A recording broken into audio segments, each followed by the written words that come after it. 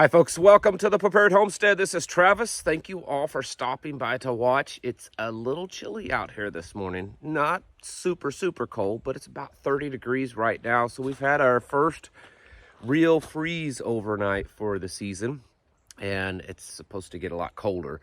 They're talking about 18, 19 degrees tonight, tomorrow night. So a couple really cold days, cold nights. Got the fireplace going.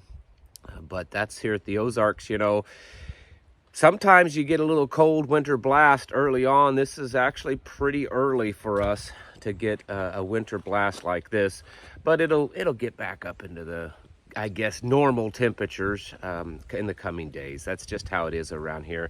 Yesterday we had our big monthly meeting, and man, it was a really good one. I know I say that all the time, but it's true. We had a packed house and just a lot of amazing people, just like every month. New people there this month, people moving into the area that's wanting to be part of us. Actually made some contacts with some old friends. It was kind of interesting. Someone I knew years ago that we just kind of fell out of contact, ended up showing up, didn't even know that I was the one that was running it. So it was kind of neat to reconnect with old friends. But an amazing meeting, really showing that people are getting it. I think they're really getting it when it comes to just community coming together, realizing that in the times that we are living in, having that connectiveness with others that we know and that we trust is becoming so critical. So I just want to encourage you to be doing the same if at all possible. A lot of stuff happening over the weekend over the Middle East that I think is getting us closer and closer to World War III. I know we've heard a lot about that over the last few weeks, but that there's just too many things happening that you can't really justify in any other way. Over the weekend, it's been reported that somewhere between 60 and 80 U.S.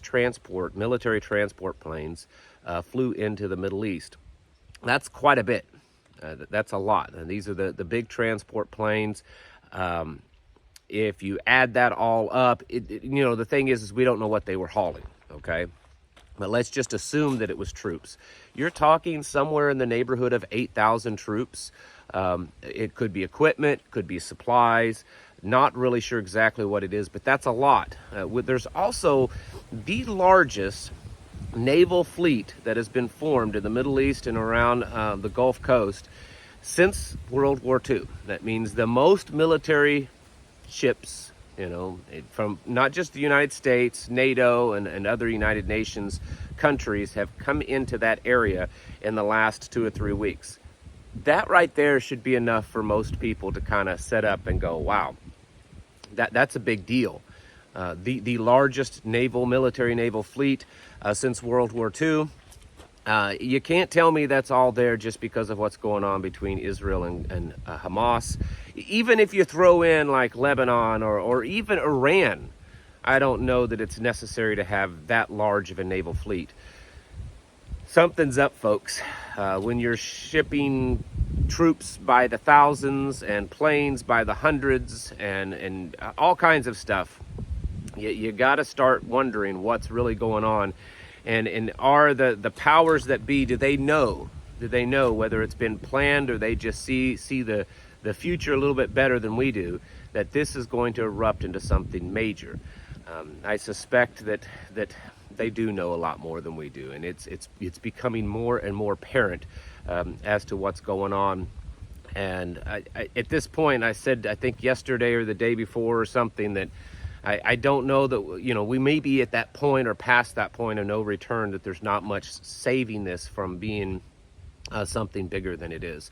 Of course, the ground war is continuing in Gaza. Lots of various reports coming out about that. Something else that's happened in the last couple of weeks that, don't you love it when all this stuff kind of like this goes on and then other things just kind of slip under the door? The European Union has switched over to central bank digital currencies. Yeah, the thing that we've talked about for the last 3 years now, about how big it is and how they're going to push it and how it's going to happen. Well, it happened. It's happened in the European Union. The president of the EU announced it a couple of weeks ago.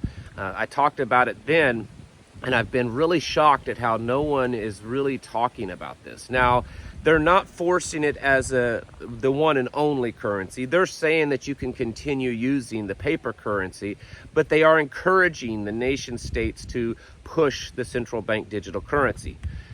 So Australia is doing it, and the European Union is doing it. China is doing it. In fact, just this past week, the first oil transaction was purchased through digital yuan. All these countries are pushing it. You know it's coming here, folks. You know it's inevitable. And with all this stuff going on, it's quite possible that it would be a really good cover. You know, World War III would be a great cover to push central bank digital currencies. Another thing that I'm noticing with all of this is while the world is really focused on war, I keep seeing the General Secretary of the United Nations talking about global warming, and he keeps pushing that. And it's kind of interesting that while everyone is focused on the tragedy in Israel and what's going on in Gaza and the troop buildup, we've got the UN Secretary still talking a lot about global warming. And here's something that I was wondering.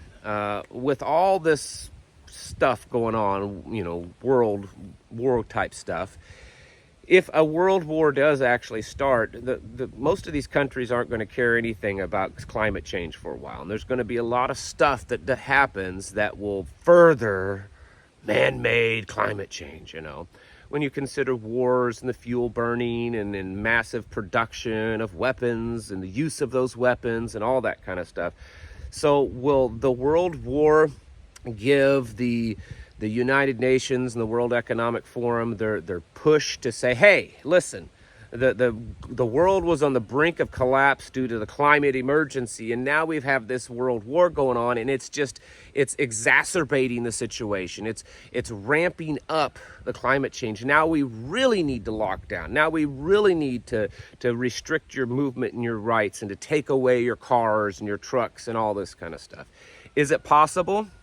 I don't know. I don't know, but I could see that something like that happening because these people, they're crazy. I mean, they're evil and they're demonic and they're crazy. The point is we're seeing this being pushed all over, and I think that, like with all the other stuff that's happened in the last few years, it tends to go at a slower pace than what we think. We see something happen and we're like, oh my goodness, World War III is going to start in the next 24 hours. And then 2 weeks, 3 weeks later, it hasn't started. It's just progressively building to that. And then by the time it does start, we've kind of lost interest in it. You know, look at Russia and Ukraine. There was all this buildup to it was going to be annihilated. And then the war started and people were all hyped up, and then it quickly became apparent that they weren't going to be annihilated. And then as a few weeks went by and a few months, it was like, man, it's just this is the slowest paced war we've ever seen, even though that's not true. In our modern perspective, where everything's instant, that's what people thought. And then now people have lost interest in it. I mean, it's still going on. There's still all kinds of battles and people are dying, and the Russians are moving forward, and Ukrainians are moving forward, and there's videos from Ukrainian side of how they're losing so many troops, and we just sent $150 million in weapons over there just a few days ago. So that's still happening, but most people have kind of lost interest in it. It's kind of like COVID. You know, they just came out a few days ago saying that there's a new variant of COVID that's causing people to get sick. Does anyone care? Nope, no one cares anymore. I've come to realize I believe that's all for purpose. It desensitizes us. It gets us, it causes, extreme fear and panic in the immediate, but then it desensitizes us overall to things that are happening. And little by little, when these, big things happen that could, be the end of our existence, people just kind of, it's just another crazy thing going on. Well, you know, we'll keep it on with our lives. And I think that's what they want, because it's, you know, little by little, it's entrapping us. You know, it's like the rats in some type of trap. They get used to it. They realize it's not that big of a threat, or at least it isn't perceived as a big threat. And so they become comfortable around the trap until finally one day the trap springs and they're all done. And I think that's what we're probably seeing. I don't know what to tell you on that, other than you just have to be aware of what's going on and not get so caught up in the emotion and the drama of the moment. Certainly we want to be aware of it. We want to plan, prepare, stock up, all that kind of stuff, but not to allow ourselves to get caught up in the drama of it and in the deep emotion of it, because that is something that, if you haven't noticed over the last several years, that this modern generation, that this modern world that we live in, it's very focused on emotional feeling, you know, what it feels like emotion, not facts, not logic, not clear thinking, but emotion. So don't allow yourself to get caught up in that. These things are real, and they're most definitely moving us further down the path to, you know, new world order, beast system, great reset. But we cannot allow ourselves to be so caught up in it that it paralyzes us, because that's what happens a lot of times, is we see so much of it and we think that there's no hope, and then it paralyzes us and we, you know, kind of give up. And that's what they want you to do. So don't give up. Keep pushing forward. Get your life and your heart right with God, because, well, that's the most important thing. And then just building your communities and your strength within your relationships in those communities, and then stock up and prepare folks, because it's coming. I mean, you don't see this kind of troop build up for nothing.